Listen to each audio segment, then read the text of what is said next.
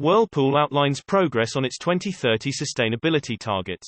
As part of this update, Whirlpool Corporation, building on its long history of climate action, is accelerating its commitment to sustainable operations through investments in renewable energy, manufacturing plant retrofits and ongoing energy, water, and waste reduction projects. Mark Bitzer, Chairman and CEO of Whirlpool Corporation, said, "Our vision at Whirlpool is to improve life at home. We know fulfilling that vision requires us to think not just in terms of the four walls around us and the communities in which we live, but of the planet that sustains us. Over the course of our history, we have consistently developed products and technologies that deliver on this vision." Mark Bitzer, Chairman and CEO of Whirlpool Corporation. Mr. Bitzer said that in 2021, Whirlpool Corporation drove a 27% reduction of greenhouse gas (GHG) emissions globally, for all Scope 1 and Scope 2 emissions compared to a 2016 baseline, accelerating the company's progress to meet its net zero target by 2030, achieved 14% Scope 3 Category 11 emissions reduction, in line with its target reduction of 20% by 2030.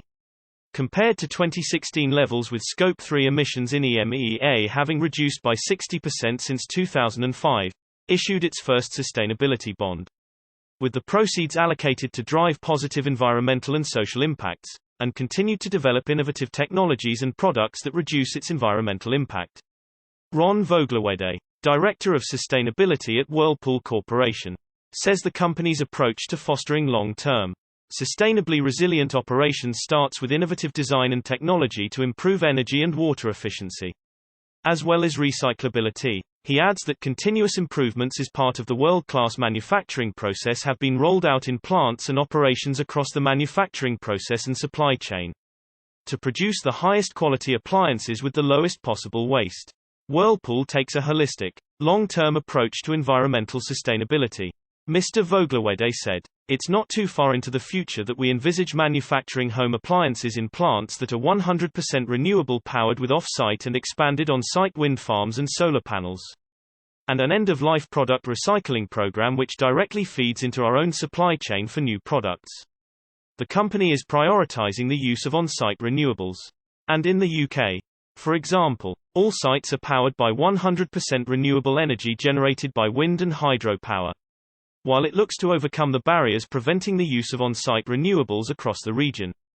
The company is exploring pan-European virtual power purchase agreements to reduce energy usage at all EMEA sites. In addition, Whirlpool says it is on track to achieve its zero waste to landfill ZWTL goal for all manufacturing sites by the end of the year. Currently, 90% of its sites have achieved gold or platinum ratings using the UL-ECVP 2799 zero waste to landfill standard. And in EMEA, approximately 98% of the waste generated is diverted rather than landfilled or incinerated without energy recovery.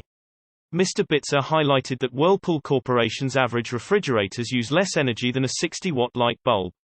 Its clothes washers have 57% more capacity than they did in 1992.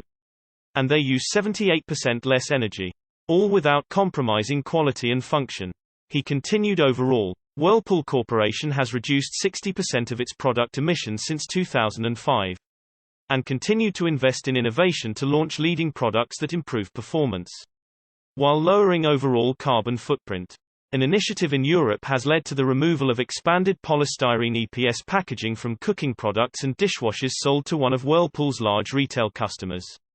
The company is also considering how it can use its scale to drive sustainable behaviors, from educating consumers about not needing to pre-rinse dishes before placing them in the dishwasher, to using connected appliance features to run their appliances during the best times to have the least impact on the electrical grid. Reposted from sourcenews.ifaberlin.com.